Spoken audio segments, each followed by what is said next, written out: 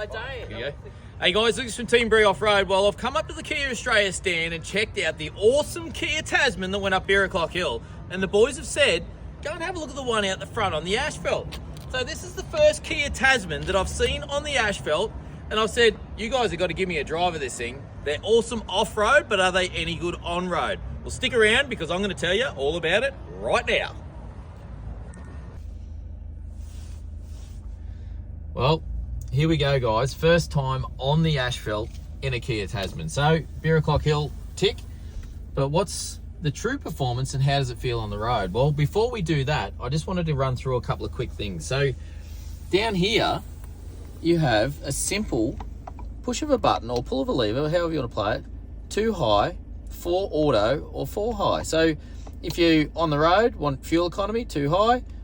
If you know, maybe in wet conditions or what have you, you can run 4 auto, or if you're getting to go onto a dirt road, you can chuck it into 4 high. And it's as simple as that. And I tell you what, you can't even feel it in the car. It is that smooth, that quiet. It just does its thing. So that's pretty cool. Rear diff lock is right there. You know, you've got all this other cool stuff, you know, X-Track and all that sort of stuff when you're going full driving, all that sort of stuff. All these levers and buttons, I don't have to lean out of my chair to turn them on, and they're so simple. Like, they just function, they just work. All the soft touch stuff here, the roll for the stereo, you know, push the button and it gives you the options of, you know, Bluetooth audio, FM, all that sort of stuff, on, off, volume, like all the bits and pieces.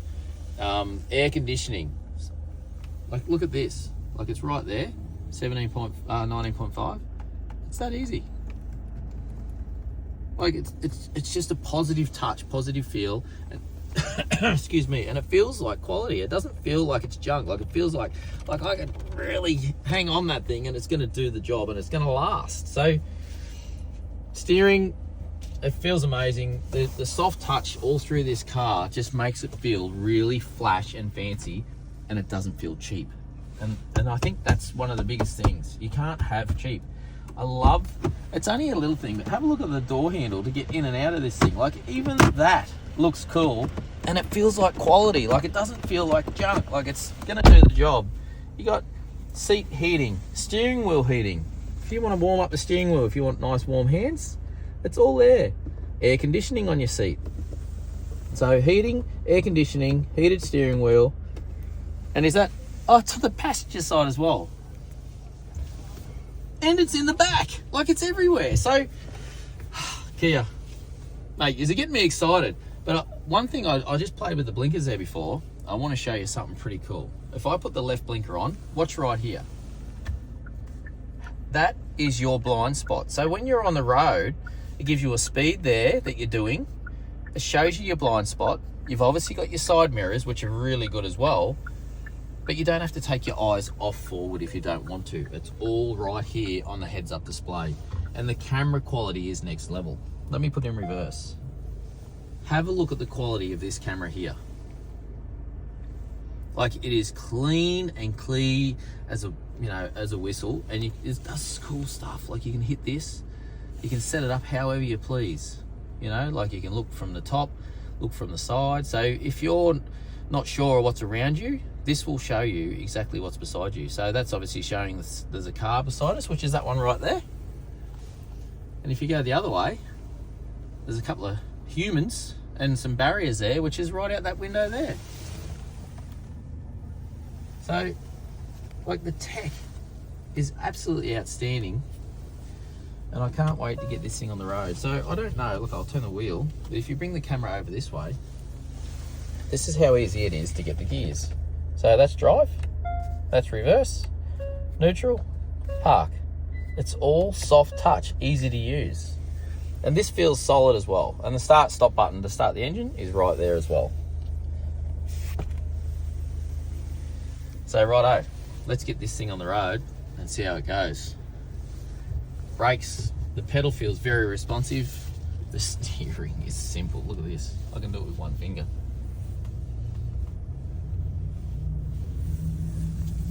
I'm seriously steering this car with one finger. Oop, if I can hold onto the soft touch steering wheel, like, look at that.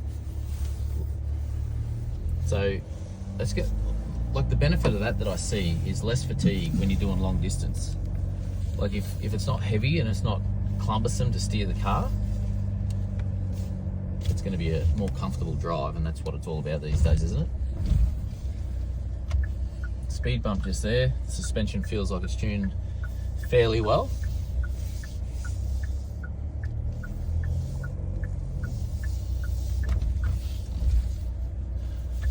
Thanks, guys.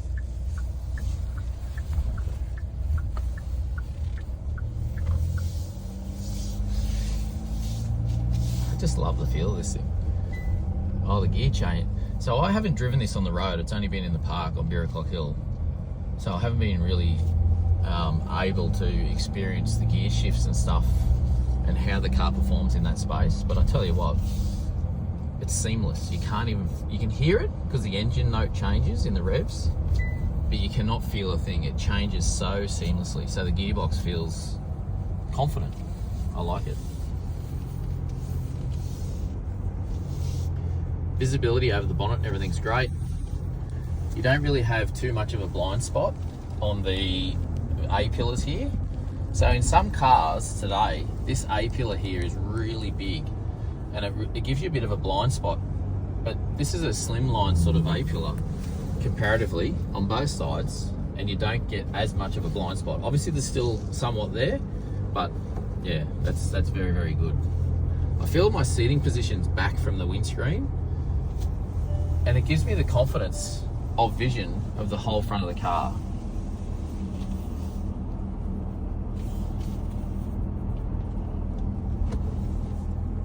The seating position's great. It's very adjustable, all electric. I played with it there just a moment ago. And it doesn't matter if you're short or you're tall, it's got a very good adjustability. So all walks of life can fit in this car. Like, I'm not a small lad and I fit in here quite comfortably. So you've got paddle shifts here. Oh, that's cool. Like, it just changes. It's a positive change. Like, I hit the button and it does its thing. Like, but it's a smooth change. Like, it's not a savage, like, oh, we're going to that gear now. Like, it just does its thing.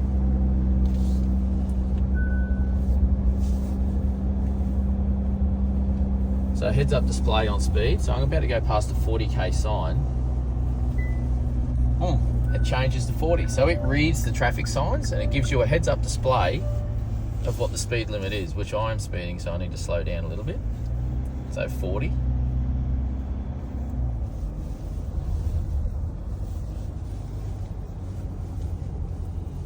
Got a couple of push bikes in front of us here. So I wonder if it reads there's a roadwork sign just there. Yep. So even the roadwork signs, when you go past the roadwork speed sign, it adjusts the speed on the dashboard to what the speed limit is real time. So that's pretty bloody cool.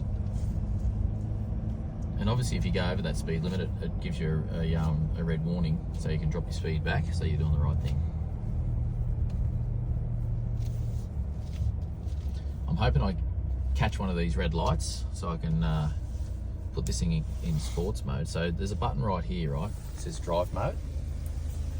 So when you're on the road, it's a simple push of that button, chucks up sports mode on the dash, and from what I understand, it'll now hold the gears a little bit longer.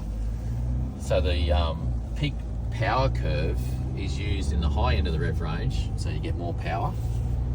So whether you're towing a load or you just want to have a bit of fun, you can chuck it in sports mode. But I've got to chuck it in here, do it responsibly.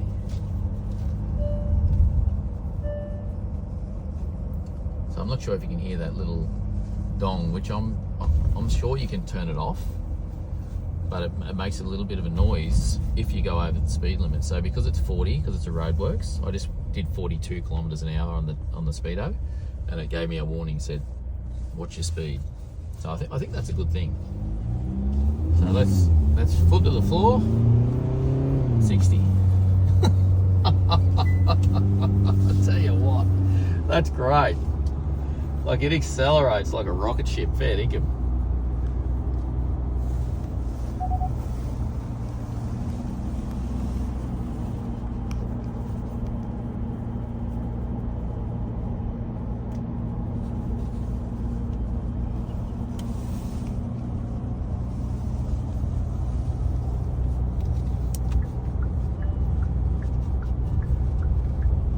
saying enough. This blind spot monitoring on the dash when you put the blinker on is absolutely sensational. It's probably a small feature of the car, but I absolutely love it because I'm lazy. I don't like looking over my shoulder. Engine braking's good, so I'm off the gas, just letting the engine braking slow us down the bit of a hill there at 60, and it held the speed that I let my foot off the accelerator pedal all the way to the bottom of that hill. So I think that's a great thing as well. So I'm still in sports mode, so that's why the revs are sitting a little bit higher than you would probably normally hear them. So I'm going to just drop this back to eco. Let's see what that does. So it's dropped the revs right down. So the motor noise is a lot quieter now, obviously because the revs have dropped right down. But what I want to do, I'm doing 60. I'm just going to drop down to 50. I'm just going to put my foot down and see how it performs. Like, it's great. So even in eco mode, it does a really, really good job.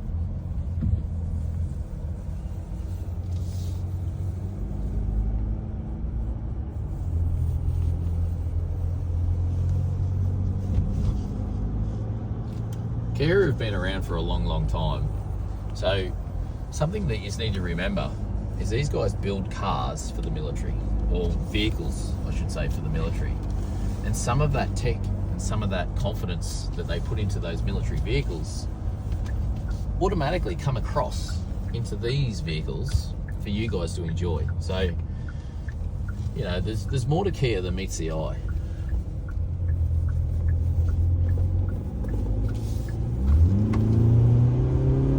Responsive, like it just comes to life as soon as you put, and I'm in eco mode, like I could put it back in sports mode, I'm sure, and it'd be probably a bit more towier, but fantastic.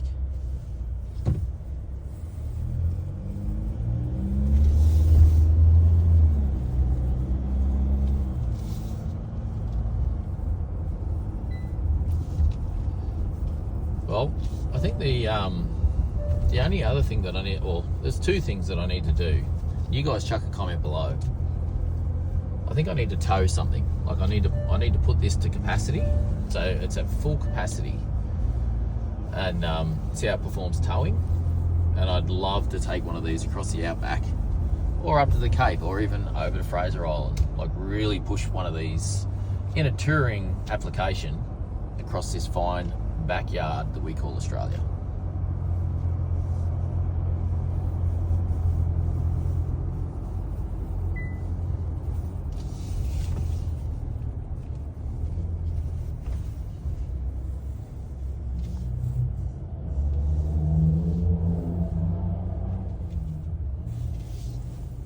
So, like all these, it's got features and things everywhere. Oh, so we've got trailer brakes here as well. So trailer brakes fitted as standard. You got 2 wireless chargers, so you can sit your mobile phone in there and it'll charge that up. Obviously you've got the cable chargers as well. Good size cup holders.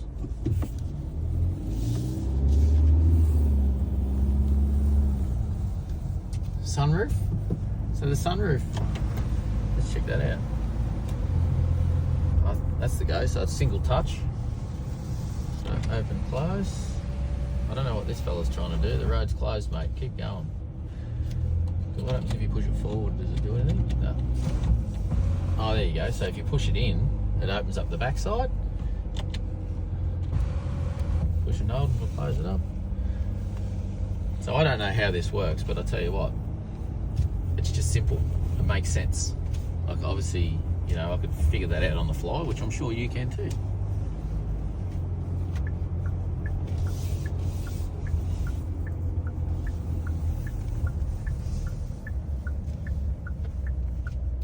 So braking, oh, even the brakes, the way, oh, hang on, we've got a green arrow here. I'll give it a, it's bloody unbelievable. I think they're a 2.2 turbo, So for the size of the motor and for the amount of grunt this throws down, it is incredible.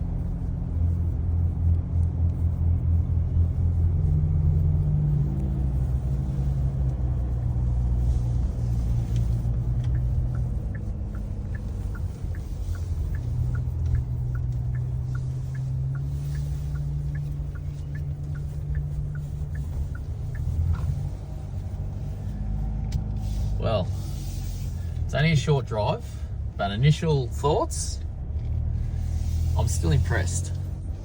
I'm still very, very impressed. And I think the one thing that all you guys are going to comment on is, oh, it's still ugly. Well, my comment to that is Kia Australia have stepped outside the box. They've been brave enough to back themselves, change the look of the car, and not be a sheep. They're a wolf. They're leading the pack. The round headlights that have been around for 40 years that they're still putting on four-wheel drives today that you guys are spending your hard-earned on, I think that's pretty boring. Be bold, get yourself a Kia Tasman, or at least give them a consideration, and I think you'll be pleasantly surprised. Anyway, let's get out of this thing. I'll do a walk around, and I'll talk soon.